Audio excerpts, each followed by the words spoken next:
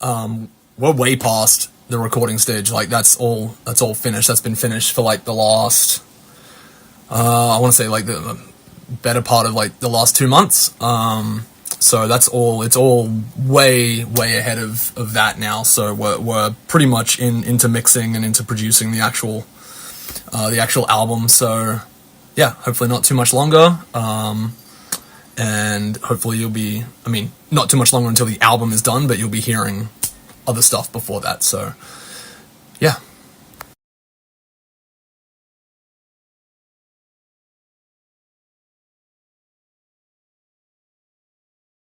Vinyl's not. It's not off the table. It never was. I probably what I've expressed is that I don't. I kind of find it frustrating that every release now from every band kind of to make it feel like a major thing or a big deal or an event, which it should.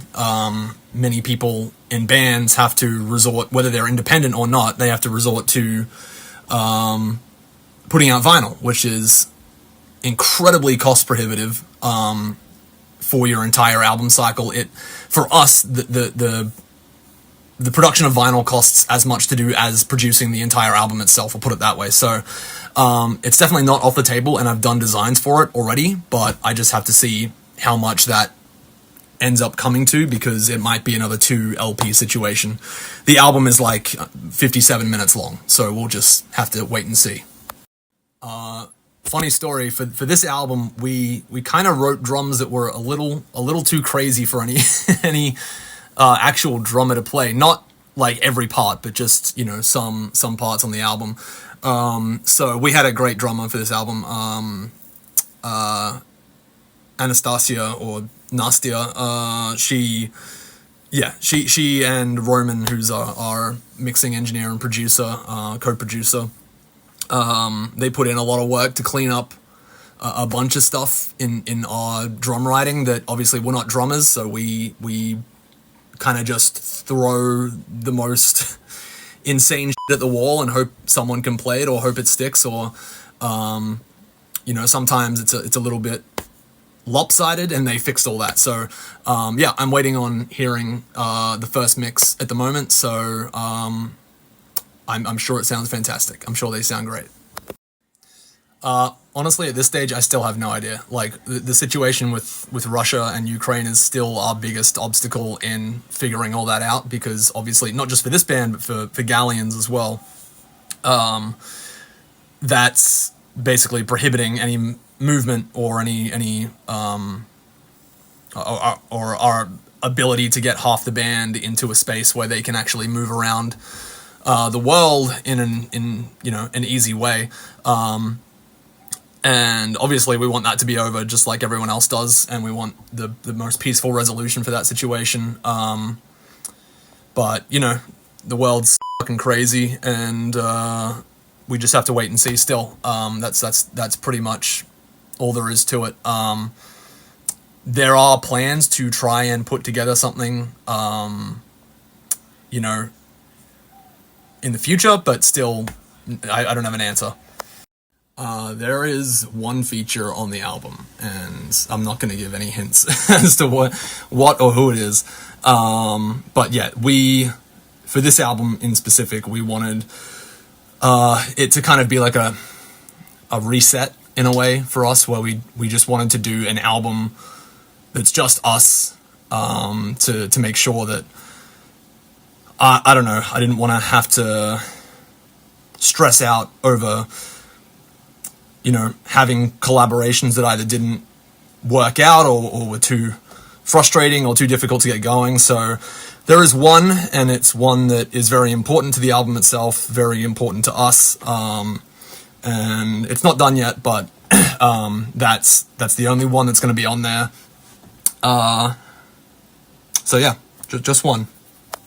There will be merch in some form. I just don't know what we're going to do for that yet. Honestly, I have no plans right now beyond just finishing the mixing and everything, and making the album itself sound as good as possible, which of course should be the priority for any band, or the main priority for any band before thinking about any of that other peripheral stuff.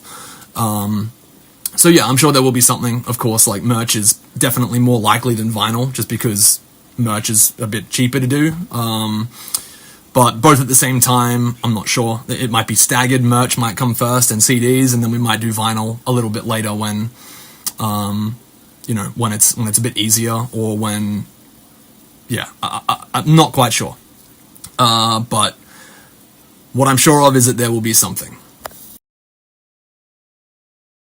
I'm very flattered that people want me to draw their tattoos. But that's a lot of pressure to put on, and any artist's shoulders, because that's going to be on your body for the rest of your life. I'm always happy and always absolutely blown away by people getting, my artwork that I do for the albums on their body, like whether it's Odyssey or for Galleons, whatever it might be. But I don't draw tattoo art specifically for tattoos. So if my art that I do for the albums or anything, if you want to get that as a tattoo, that's 100% cool with me, and I always love seeing it. But I don't go out of my way to take jobs to do tattoo designs. So yeah, sorry about that. No, there's no vinyl represses planned for any of the prior albums, like, at all at this stage. It's not even like a future plan for me. Like, what we did is what we did. What we pressed is what we pressed, and that's gonna be all there is for the foreseeable future. So if you can somehow find a way to get one of those secondhand, or from someone else online, then fantastic. But no, unfortunately, no represses planned. We're barely even thinking about vinyl for this next album. So yeah, sorry to be the bearer of bad news. Honestly, no, not really. We spent so much time second guessing ourselves on the journey to find what we wanted this album to be specifically, that I think that, like, nervousness or that confidence is what we were really trying to find along the way, and to make sure that this album was something that no matter when we came back to listen to it, we would be 100% confident in what it is, and with its consistency, with everything. Like, the last song that got added to this album had all the drums recorded for it, and then I decided to remove one of the songs and change it completely because I wasn't confident in that one song. So I think that and the song that replaced it, we're both much more confident in, and like it a lot more. So yeah, I think that's a testament to how we feel about this record. Maybe I can actually, for those that use Apple Music and don't have Spotify to access that playlist that I was talking about, I can list off a few. From, like, most recently, like, House of Protection was like a big influence on a few of the last songs that got added to the album, that are like a little bit more electronic in some ways, but also, like, going all the way back to bands that I only found, like, last year, from either, like, friends recommending them, or just finding them from, like, random Spotify, like Thrice, like Incubus. Like, I'd never even listened to Incubus until, like, 1 year ago. And like a bunch of Japanese bands, Emarosa, Alexis on Fire, and like Northlane's last album, Obsidian, Porter Robinson. Like it ranges. It's yeah.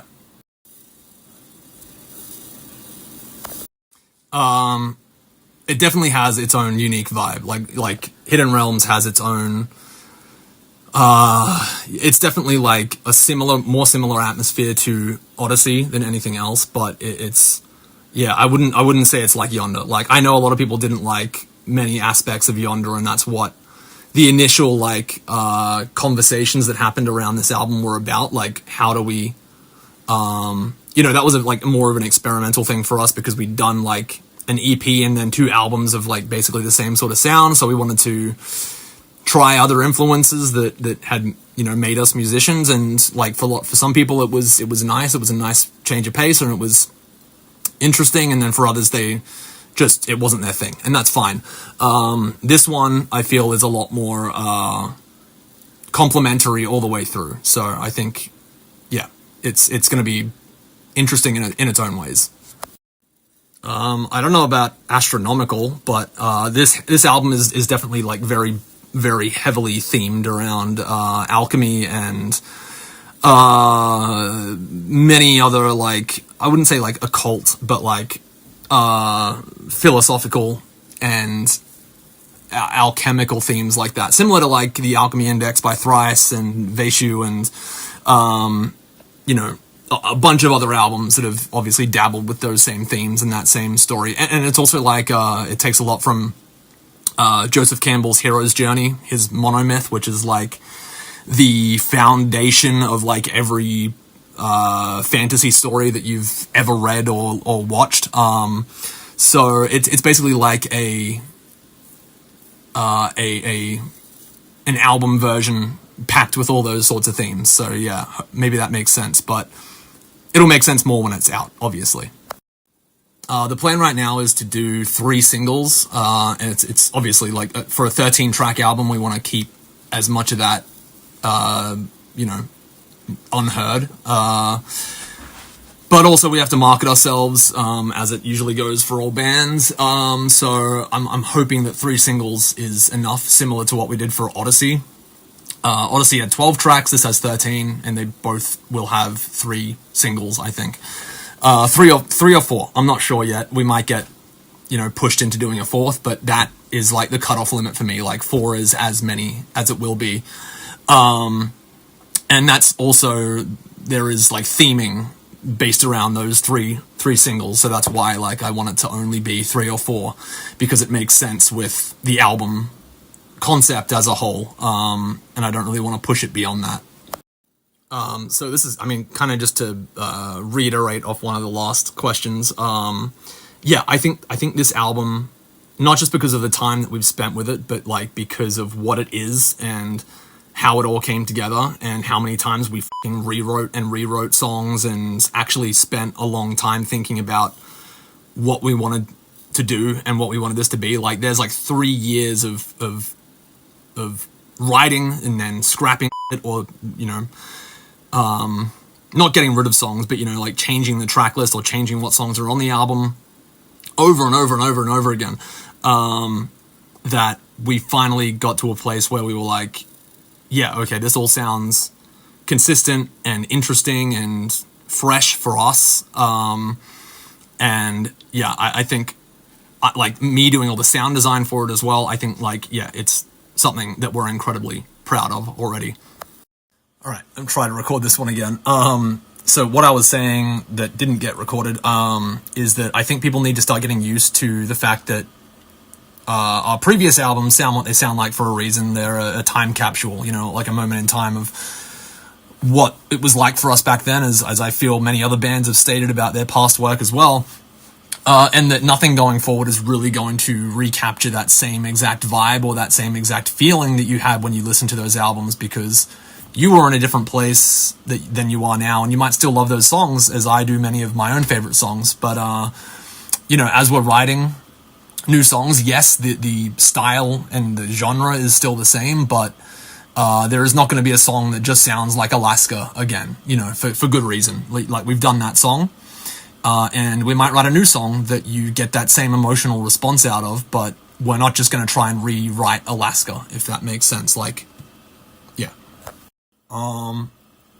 It's not really a difficult question to answer or a loaded question. The process for the most part is pretty much the exact same. Like, I'm the singer, and I have my friends and my band members who are instrumental writers, so they write a full instrumental before I sing on it. But with Valiant Hearts, I feel like I definitely have more input and more writing credit in the songs, like the instrumentals themselves. Like Igor will send me you know, mostly finished instrumental, like a tab, and then we'll go in and I'll restructure what needs restructuring and kind of like put my producer hat on a little bit and cut down where it needs to be cut down, flesh out where it needs to be fleshed out, ask him to rewrite, and in some cases ask him to try again and rewrite entire songs or change entire songs to sound a little bit different. So, yeah. No, not really.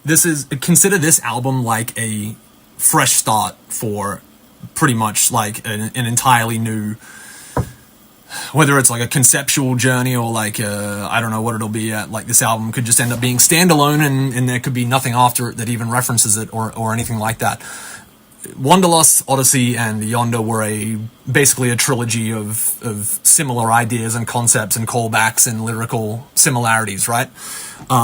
Hidden Realms is 100% its own thing. Like, it has nothing to do with any of those three albums outside of, like, some influences and some, you know, similar ideas that have gone into past records, but, like, reinterpreted, reimagined in a lot of different ways, and there's a lot of new sounds and a lot of new types of songs that we've never tried before on this album for sure. So no connection. Yeah. The album cover is 100%. Sorry, the playlist cover is 100% related to the album cover. You just can't see it very well yet. But there is. Yeah, there's obviously a reason for that. We're not ready to fully show it yet, and even if you see, if you check like our Twitter banner or our Spotify banner now, that's just like a little, like a small glimpse as to what the album art actually is, but that's like there's a night and a day version of it, and that's the night version of it, which is not the album art, but it is like maybe, I don't know, it might be like some sort of single artwork for one of the songs, or it might be like not a vinyl variant, but you know, it might be like the backside of the vinyl artwork. So yeah, I just wanted to kind of slowly put out those visuals over the next few months. That song that was titled Make Contact Part 2 is it's not a Valiant Heart song. It's actually a Morabi Frame song, which is Igor's second band. And that was, I think it was the song titled Hedgehog's Dilemma, which I literally featured on for his band. So you definitely will never hear it in the same context as when it was a Valiant Hearts demo, but that doesn't mean that there aren't songs on the album that have what I would consider to be like the actual spirit of what would have been that song, like an actual like Make Contact Part 2, like an actual, I don't know what you'd say, like a romantic sort of love song, I guess. There are definitely songs like that on the album that aren't called Make Contact Part 2, because I felt like that was a little bit silly. Like, yeah, they're definitely their own songs. So, this one is a loaded question. This is like I don't think any musician can answer what their favorite song that they've ever written is, because all of them, you feel different things, and you're obviously in very different places with every song you write, and you're always thinking of different things and different people and different times in your life. So I think there are many that could take that place on the new album for me, like many that I've like never been as happy to finish as some of the ones that are on the new album. Like I think, yeah, I'm not going to say any of the names yet because I just want to keep everything in the pocket as much as possible, but like obviously there's a whole bunch on Odyssey and Yonder that I'm proud of, like Vertigo, Alaska, Make Contact. Like there's a bunch that I always go back to, but I think I can probably say I'm most proud of quite a few of the ones on the new record, which is not just me saying. All right, this is my third time trying to record this. So short answer, no. I wasn't really happy with the reception or the final product of Yonder, for many reasons, but mostly for my own shortcomings or like sort of misguided attempts to try and put too many sounds and throw too many things at the wall and hope they stick in one album.